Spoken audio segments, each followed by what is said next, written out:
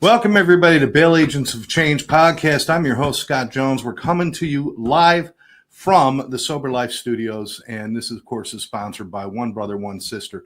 One Brother, One Sister is here to help first responders, veterans, pretty much our community heroes, anybody who wants to make a difference. We're there to help you. We do this through donations and sponsorships. So if you'd like to make a donation and help us bring specialized training in trauma, mental health, addictions, and alcoholism to our first responders, then certainly go to onebrotheronesister.com.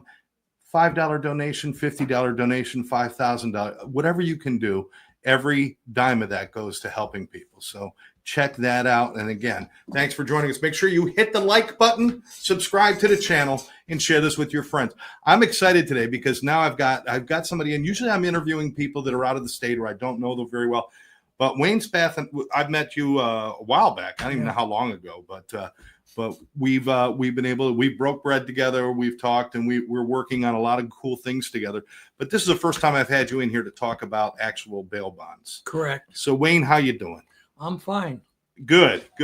Now you are your company is Brandy Bail Bonds. Brandy Bail Bonds. It's third generation. Before I was in the bail bond business, I was a union president. Plumbers and Pipe Fitters Local 719, and I was working in Alaska on the pipeline. Wow. And when I came back, my mother wanted me to help her in the bail bond business she started. But she started it, I think, in 74, but I came back in 77 right after the pipeline, and I worked in the business with her. And 3 years later, she got cancer and passed away, and I ran the business until I retired, right? Because I'm 79 now, and my daughters are running it. My grandchildren know about it and everything else, so they understand the business. So your mother started this back in 1974. First of all, that's 50 years in business. Congratulations. Mm-hmm. I did the math quick. Am I right? Correct. Okay, good. I'm not. I failed math so many times I can't even count. Think about it. All right, so, but her starting that business as a female in 1974, starting a bail bonds business, was that a little different? Was that out of the box? Not too many women started. My mother was a single parent. I mean, just starting a business, absolutely, period, was difficult for women. But to start a business like this, did that draw good attention, bad attention? Do you have any idea what happened there? You don't know too much about bail till you get in it. Yeah. There's a lot to it. There's a big purpose that we have. First of all, we don't cost the taxpayers a dime. Right. We're guaranteeing the court appearance. We involve a third party. Mm-hmm. We got skin in the game. Unfortunately, there's other people who don't have skin in the game, and they use their resources to make them go to court. I think they did an article in the New York Times, I think it was 2008, that on me, and I think we wrote over 7,500 bonds, 4,300 clients. I think we only paid 76 times, and that was in 2 years and 11 months. So is that a good ratio? I mean, just talking to a novice who doesn't know. It's less than 1%. Okay. So if you look at the cost or the failures to appear of somebody that's not on a monetary bond, some people you can trust to go to court. The judges can make that decision. Yeah. When someone misses court, they got to realize the whole criminal justice system is turned upside down. You've got to get the public defender's work got to be done. The state attorney's work got to be done. The clerk's work got to be done. You arrest the person, he's got to come back in jail, and you start all over. So it's critical that you go to court. And as the bail bonds, you're the guarantor that they're going to show up in court. You put the money up and stuff, and you're saying sometimes people don't. It's not. I think people think everybody runs because of TV shows and different things. No, it's rare, right? No, I think, look, I would say that if you're looking at it, there's a lot of people, there's some people that miss court because they get a bad court date. Yeah. You do that. There's some people that turn around and get violated because they're on a pretrial and they break their pretrial. They get arrested again or they get something there. But I think that if you set the right conditions for people, they will go to court. I've written bonds as little as $100. I've written bonds as much as $2 million. But you have to understand collateral. Mm-hmm. Collateral keeps everybody honest. bail's a 3-party contract. And once you get a family member, you got skin in the game. So let me ask you this. What role does a bondsman, which I'm just going to use as a general term for bail agent, bondsman, what role do they have in, or how important is their role in guaranteeing somebody comes? I mean, it's not just you bail them out and you say, meet me there on September 7th. You actually do almost like social work with these people, don't Well, you? we do. I think there's times where I left somebody in jail because I knew if they got out, they would get in trouble again, or they're strung out on drugs. Right. Because the last thing you want to do is get up, commit another crime. I've had the mother call me up and say, look, my son's all screwed up on drugs. I need to put him back in jail. We'll go out and pick him up. At least it's not the police doing it. Right. And at least it's not where the guy goes out, commits another crime, where he's doing it, because these drugs now are a lot different than it was when I grew up. You got that right. Coke. Yeah. Look at it now. Fentanyl's a death sentence. Yes. Absolutely. I had a bond the other day. I'm not in the business. My kids are running it. And the kid was in jail. He's in jail now. I told the mother to leave him in there. And he was telling the mother's boyfriend that he could tell the difference between fentanyl and another. If fentanyl or not, they pour it in a solution. And I don't know if it's Coke or something, if it floats or something. I don't know what it was. And I said, told the mother, that's what this kid's telling you. Leave his ass in jail. Put him. You don't want him to come out unless you can mentally get him checked out. Right. You know where he is now. God forbid you get him out. Now, we could have made probably close to $3,000 writing that bond. But we don't want to do it because it's the right thing. It's not the right thing to do. And the judge set the bond high enough. He wanted conditions on him. So this is one of the reasons why One Brother, One Sister is getting involved with bails, because we want to see people find help during that time. And that's an important thing. That's the reason why that I met Karen and I like Karen. And that's the reason why that I support you guys. Because, you've dealt with it firsthand. Karen's dealt with it firsthand. I see. When I took your course, I learned so much from it. As a bail bondsman, I learned about people. Mm-hmm. That was critical. You told me the story about your daughter and about how she ran away and how she, so if you teach that to the bail bondsman, they're going to learn a lot more. It's just not about posting bonds. You got to know more. You got to know more about it. You got to know about people. You got to understand people. Right. I mean, you almost have to evaluate people when you're sitting with somebody deciding whether they're a good risk or not, or if this is the right move for them or not. So there's two things to consider. We do is we do this. We'll assess them ourselves. We might just run a criminal history check on them. Mm-hmm. How many times they failed to appear, right? We look at the severity of sentence. What's his criminal history? Some people just make a mistake. And I was going to point that out. A large majority of the people you guys deal with are people who made simple mistakes. They're not, career murderers or this or that. These are people who make a couple of bad decisions or something, and they just need a break so they can straighten themselves out and figure out what to do, right? Absolutely. I mean, there's all kinds of things. And what collateral does, collateral keeps them honest. Right. Once you get somebody with skin in the game, you got a better shot of them showing up. Now, most of these people, some I'm sure can handle it themselves, but there's a lot of them that they're not the ones who are putting the money up. It's their parents, or it's their husband or wife, or it's somebody, does that still have an influence on them showing up, do you think? Or I think it does. I think the idea when you got a third party in there. Yeah. Plus the fact if you have a reputation that you miss court on me, I'm going to find you, Right. And I found him. It's not the money. Mm-hmm. It's an obligation. Certainly. Yeah. Certainly. So 50 years, and you've been doing this, it sounds to me like, over 40. Over 40, you yourself. My mother, how different was it back in the 70s as compared to now? Well, what kind of changes did you see happen? Well, first of all, back in the 70s, the old drug days, you learn the difference between the marijuana people and the cocaine people. Marijuana people basically laid back. Right. cocaine people they were Little hyper. they were jonesing, you know. Yeah. But, it's done. But the idea, you take collateral. But what I see now is, I see the different type of drugs are a lot different. Right. You know, we only had pot and we had coke. They had heroin, speed maybe. Right. But now you have all these drugs that are manufactured that are just coming in everywhere. And these people are losing their lives over it. If you look at the fentanyl deaths. Yeah. It's important to sit down and have the system in place to help these people because they can't help themselves sometimes. Sometimes you got to leave them in jail. Yeah. Let them get cleaned out, get them the mental health evaluation, put them in the program. You know, we are, it's important.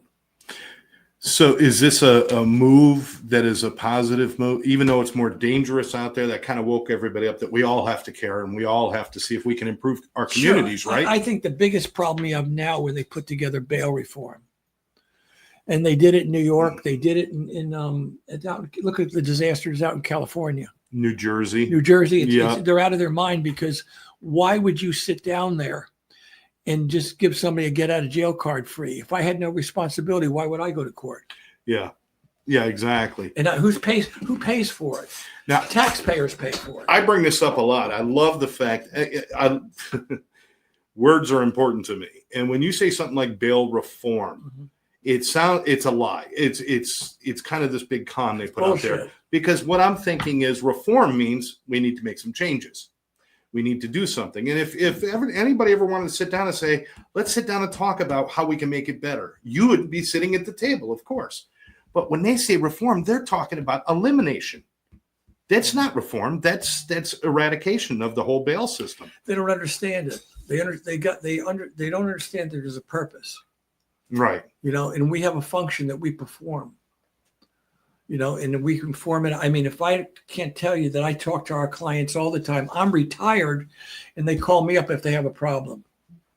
And I'll pick up the phone. I called over a pretrial and somebody today about had a problem because with his neighbor and he wanted to move and couldn't do this and do that. Let me make a phone call for you. Now, if I wasn't there and this kid that was on house arrest because his neighbor had assaulted him or threatened him, Right. left that house and went somewhere else, he went back to jail. He would have sat in jail. It would have cost almost $200 a day to keep him in jail before a judge. And by the time they heard this out, who pays for it? It's the taxpayers. Right. I picked up the phone. I called the right person in the pretrial services and says, look, get his counselor over there and let him stay at his mother's house. Work this thing out. But this is what needs to do. We're in this all together. And that's, you know what? I remember I was in Brandy Bail. I think it was a couple years ago. We went over to your place. And one of the things I noticed when I first walked in was there was a lot of information, flyers and pamphlets and all sorts of information about all sorts of services. And that's important to you guys. It's not just get them out. You want to make sure that they get the things that they need as well, Absolutely. Right? Why is that important to you? Because they're going to go to court. They're going to get help. You know, the biggest thing you can do, look, there's going to be people that are going to get in trouble, but if you can help them out, look, I sit in the Public Safety Council of Broward County. I see the importance every day. I can tell you how the jail population affects, well, if the county pays for it. They had they had a federal order. It was called, I can't think of the name of it now, but it's for 40 years when there was a jail, and it was just, they changed it a few years ago, and the judge set it aside, where they would just take people and let them out when the population got so full. Right. You know? I can't think of the name of it, but let me tell you something. It got done. They changed it. Use that money to help these people. Right. You know? Yeah. I've seen homeless people. And you know, when you learn your lesson, you feel sorry with homeless. You got to understand this. I remember when I was a kid, I hitchhiked to New York, me and a bunch of friends. You can't do that now. And I was in a subway and I ran out of money. The only guy gave me money was homeless guy. So you remember that when you see somebody on the street that needs something, or you take somebody out of jail because they don't have any money, because you know it's the right thing to do and you know you'll get paid. Right. You know, or if you don't, you'll get paid most of the time if they can. You don't want to keep them in there. You want to leave somebody in jail if you don't think they're going to go to court and you can't be sure that they're going to be there. Right. Or you're afraid. Or you can't find them, or they're going to hurt somebody. Or they're going to go out and hurt somebody. Or they're all drugged down. Absolutely. Maybe if somebody's a high risk of committing another crime while they're out, like almost right away, that might not be somebody. Yeah. But you guys, I mean, the social responsibility that you're talking about here is huge. And I think that's one of the most exciting things I'm seeing in the bail industry is that social responsibility that, hey, I don't want to just, help them with this. I want to see them thrive. I want these guys. I never want to see them again as a client. You don't want repeat customers. So you get them, but you don't want that, do you? Sometimes we get third generation customers. Wow. But the idea, if you look into the background, if you look into what's behind them, you look at it. I mean, I've learned so much, I just wish I could think of that name, but it was a federal lawsuit that went in Broward County for over 40 years, and it was taken out. Now that money can be used for something else. And, the jail population isn't too bad now, but in Broward County, the arrests are down. Right. And it's my interpretation of it is because some police don't want to arrest anybody with all this bail reform crap and everybody coming out, or the cops are under. Look what happened in California. What did they do? If I'm correct. You got a fire in California. They defunded the police. And they defunded the fire department. Guess what? Place is it's burning up. Look at that. Yeah, I mean that's true. That's one school of thought says that. There's another school of thought that says that didn't happen, and they're just using it as a political wedge. It could be it's a little bit of both. Who knows? In the bottom line, our hearts go out to the people in California. Absolutely. Certainly. You sit down and think, God, you sit and look and see what these people go through. Yeah. I mean, that fire is devastating. It's like a hurricane here with Hurricane Andrew years ago. Have you had people over the years that made a real effect on you, that somebody that you helped through the bail industry and they really had an impact on you? I've had it several times in there. I've seen people. I just can't tell you. I've written some bonds. I remember years ago, I got a call on a guy called Reggie Barrett, and Muhammad Ali was going to help him get out of jail. And I spent 3 days with him. And I really, really, I mean, Muhammad Ali, I mean, I think he moved me. Right. Because he turned around, was here for his friend. And when I was growing up, I could care less about him. I mean, he had his beliefs, he had this, he had that. But as I teach a bail bond school, I tell everybody it takes a strong person to take a hard position. Right. And that's what he did, So I teach him that sometimes you have to take a hard position in the bail bond business, unpopular one, leave somebody in jail, or do this or do that. So it takes a strong person. But I think I liked him. If you walk in my house, you'll see his picture in my house with my wife. Yeah. I was just thinking over the last weekend that Ali's one of the people I want to paint, because there's some really classic Ali moments and poses. I love to see him watch him. Yeah, I mean, what a guy, came from nothing. Then I remember when he got sick. Right. Look at it. I mean, he gave so much to us here. If you want to pattern yourself off of somebody that you really respect, you look at that.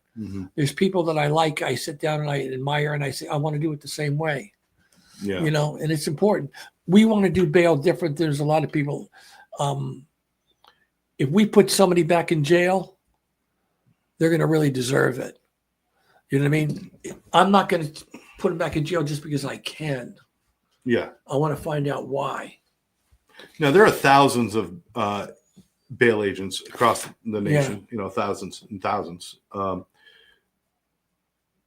But there's associations. Florida has the Florida Bail Association. I was president of that twice. You've been president of that. Yeah. And now our friend is president. At one time, I met him.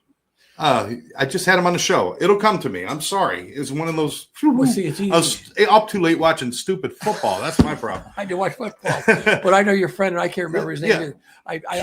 Kerry. Oh, you mean Kerry Carlisle? Kerry Carlisle. Kerry's done a good job as our president now. He was president back. I think Kerry and I were the only presidents that served 2 terms. I served it back in the late 80s, 90s, and I took it in the 90s to 2000s. early 2000s, and Kerry took it to 2000s. They took it again. Kerry's doing a real good job. And nationally, years ago, I was involved in the National Association, which is good. Oh, okay. Yeah, All and right. I may go out there. I was on the Southern Director. That would be 25 years ago, but I'm active in the community. Now, these associations where like the Florida Bail Association is open to all Florida bail agents Yeah. in their shops or whatever. How important is it that you guys band together like that? Because you're dealing with misinformation. People have the wrong idea about what bail is, and that's why they'll stand behind things like reform. How important is it you guys band together? Well, the best analogy I can give you, when I started out as a plumbing apprentice in the union, strength in numbers. Mm-hmm. Yeah. Simple. You can break a pencil over your knee, but put a bundle of pencils over your knees and break it. It's important, and I think we can learn from different areas, even different areas in the state. I've had judges call me up and ask me a question on bail. I've had them I had a judge ask me the other day a question on a forfeiture. Mm-hmm. I've had a judge call me from a different county. I've had different things where I could sit down and know because I'm active there and I understand the law. And I think we can work with the judges. We picked up the phone and they want their client, they want the guy to go to court. They don't want the guy to violate his bond. Right. And it makes their job easier because they got to start all over again when somebody misses court. And that's good, sharing the information like that, and them knowing that they can call or you can call, and that's important. In setting standards is important in the bail industry, Absolutely. isn't it? Because like any other business, I'm not saying that this is bad, but any other business, you're going to find people who do it the wrong way. Any other business, restaurants, hotels, bail industry, police forces, you're going to always have somebody who's doing something wrong.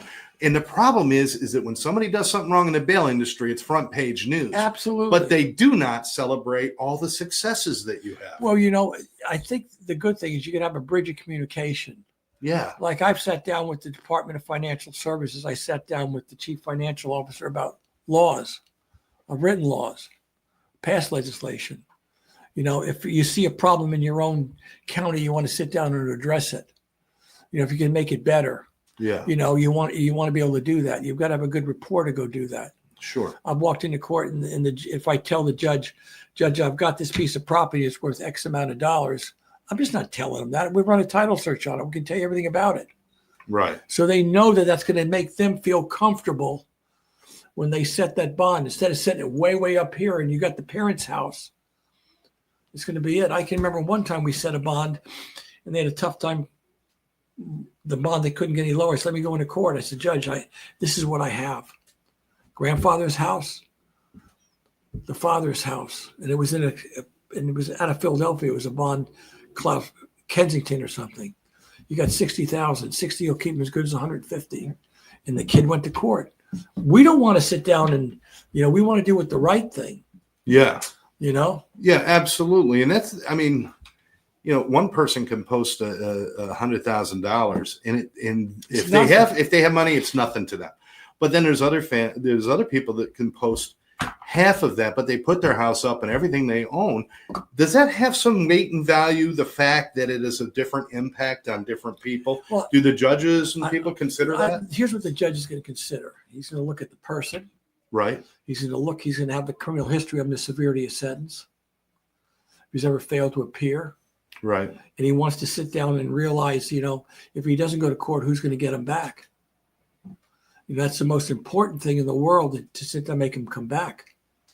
You look at all the warrants that you have in Broward, and we'll say in Broward County, now that you see out there where they let somebody out on a bond. I mean, your arrest went down in Broward County from I think 233 a day down to 100 a day or less. A big difference. That's because of the bail reform. And if they say crime's down, crime's not down. The arrests are down. Right. That's what all these crimes. Look what went on in New York with the guy pushing the person in hurting people in the subway and stuff like that. They give him a citation. Bull. That's crap. You got to keep those people in jail. Public safety. Yeah. Well, it's not. It's a rigged system. We know that in a sense.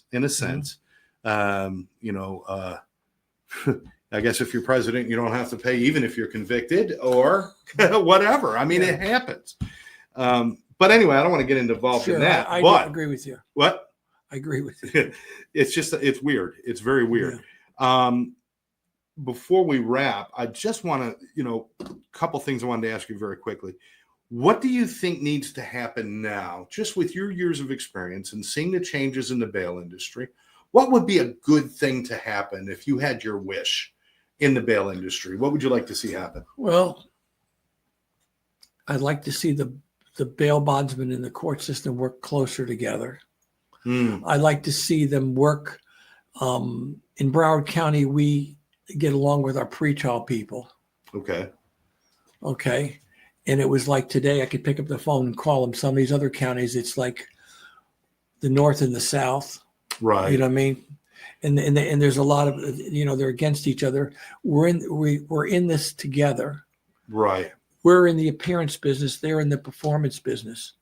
The judge is the one that should make the decision, because if the judge does something wrong, the judge is responsible. If he puts somebody out there and that guy goes out there and he does something drastic, like I think it was a case in Miami where it wasn't the judge, it was the jail.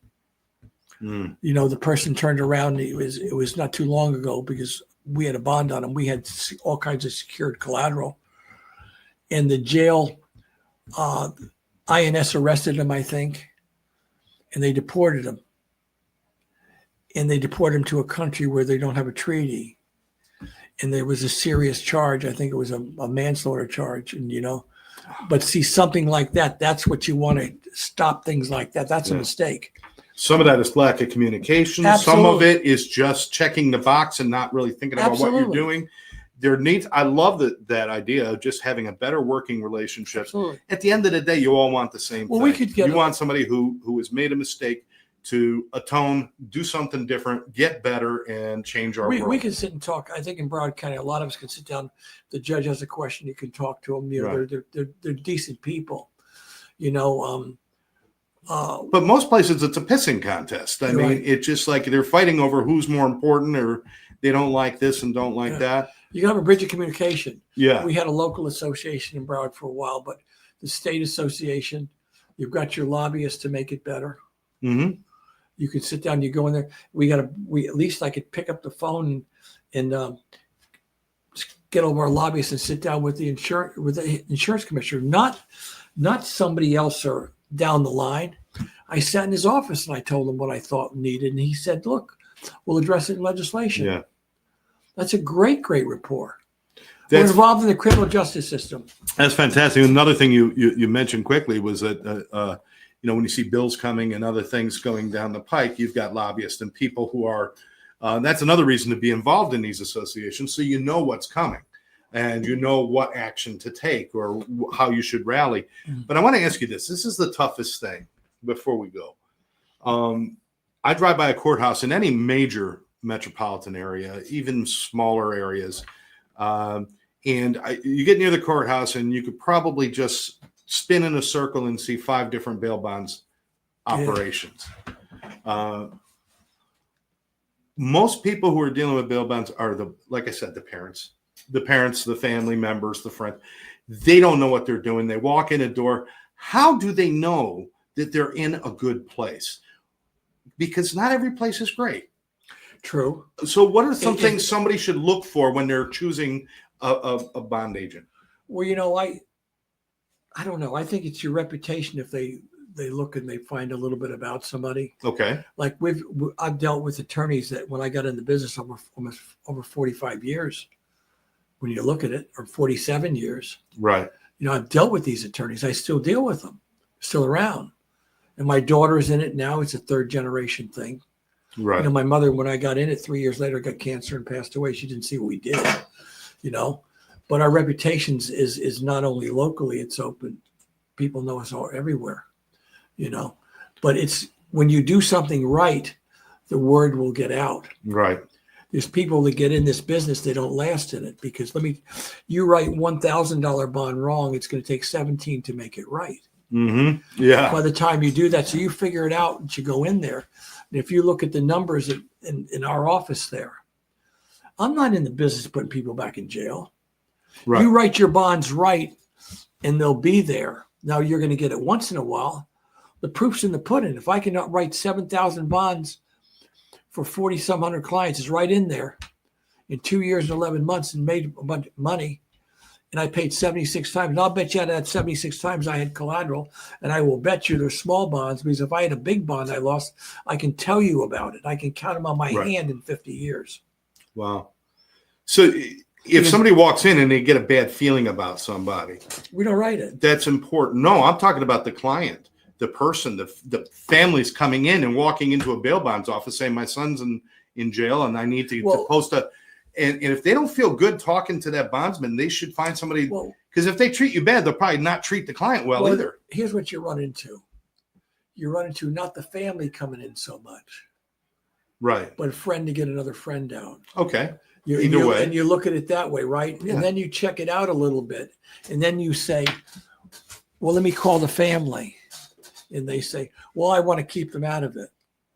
That's going to give you a red flag. Mm-hmm. Or they tell you that you look at the person, you say, okay, give me a couple of minutes. You get on the computer and you check them and say, wait a minute, this guy's been a fugitive before. You know what I mean? He's done this and that. You know, he's lived 10 places. You know, you do your homework. It's like this. I remember saying to my mother one time, when somebody said to me, they said, you know something, your mother was tough. Your mother wasn't tough, and you're really difficult. I said, my mother died broke, and I'm not dying broke. So, you guys, you got to check out Brandy Bail Bonds in Fort Lauderdale. If you ever have an issue, if you know somebody who has an issue, these are the kind of people that you want to be talking to. Like I said, if you walk into a bail office and you don't feel good about the people you're dealing with, go to another one, because they're not all perfect, but there's a lot of great ones out there. They're starting to make some good changes. Ask questions, right? Don't walk away without knowing what's going on. Go look and check their background. Go check what you do. Google them. You'll find out a little bit from them.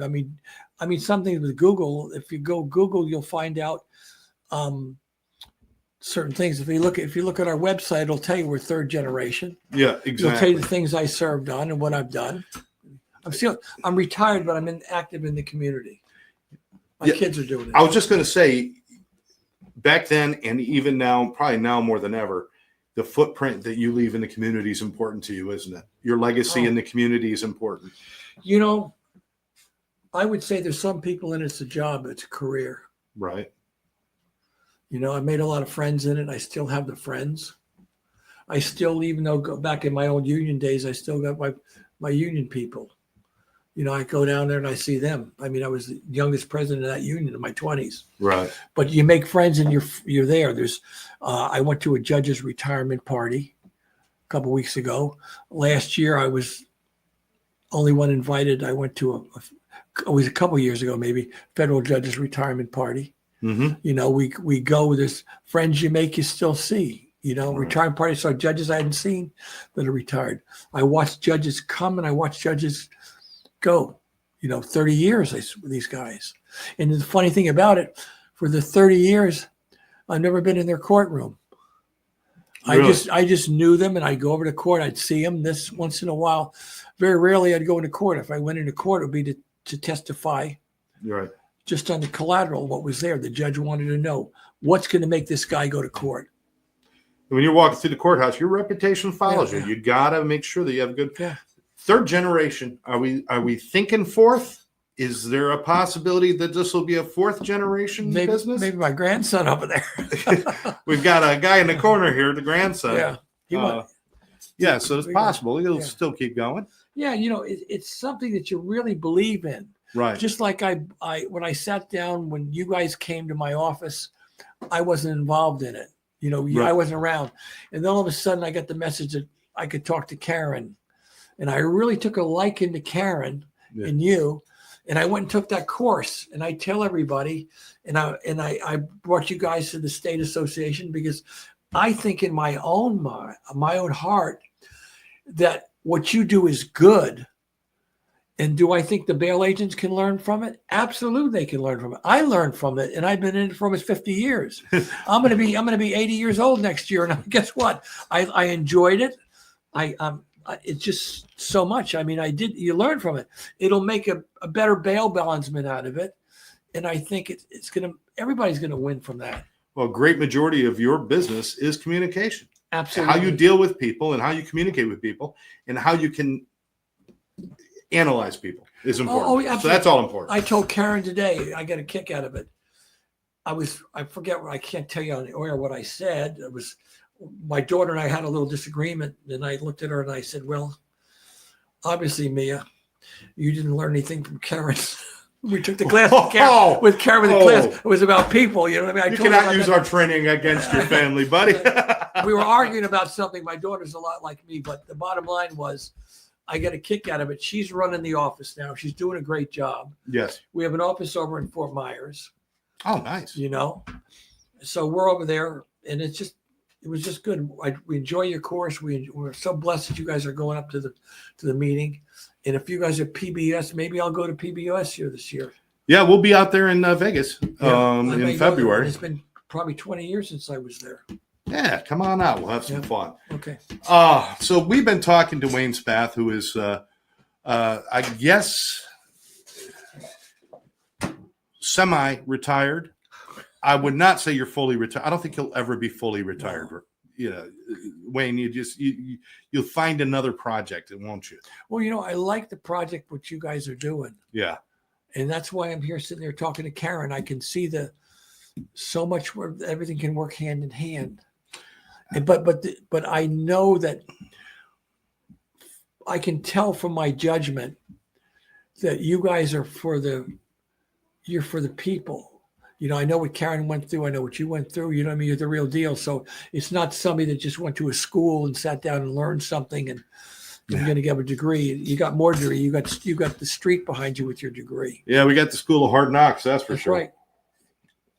I want to thank Wayne for joining us. Wayne, thank you very much, my friend. I want to remind all of you out there to take a moment, like this channel, subscribe to this channel, and then, of course, share this with your friends. Like it. This is, please like it. Like it.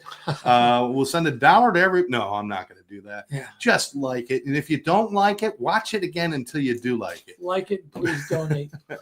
This is the Bail Agents of Change podcast. Thank you once again for joining us. Don't forget to check out onebrother1sister.com and make a donation to help us train first responders, veterans, and all sorts of people throughout the country with trauma, addictions, PTSD, and mental health. So for Bail Agents of Change, Scott Jones, Wayne Spath, thank you very much for joining us. We'll catch you next time. Bye-bye now.